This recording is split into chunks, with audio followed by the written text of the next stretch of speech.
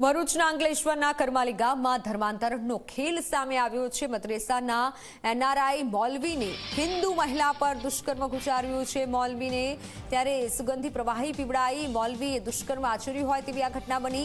મૌલવીએ મહિલાને ધર્માંતરણ માટે બ્લેકમેલિંગ કર્યું।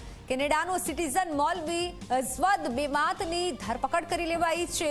દ્રશ્યો પણ અમે આ મૌલવીને આપણે બતાવી રહ્યા છીએ। 2 વખત દુષ્કર્મ આચર્યા હોવાની ફરિયાદ નોંધાઈ હતી।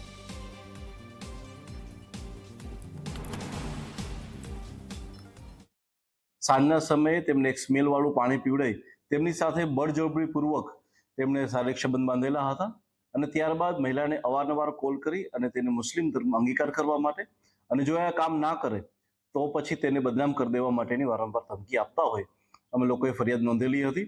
ફરિયાદ નોંધ્યા બાદ અમને ધ્યાનમાં આવ્યું છે કે જે મૌલવી અજમદ અહેમદ બેમાત છે તે કેનેડાના સિટીઝન છે અને અહીંયા ઇન્ડિયાની વારંવાર મુલાકાત રહી છે અને આ દરમિયાન તે મહિલાઓની સાથે એણે આવું કૃત્ય કરેલું છે। આ વસ્તુની જાણ થતાં જ અમારા દ્વારા એફઆઈઆર નોંધવામાં આવે છે।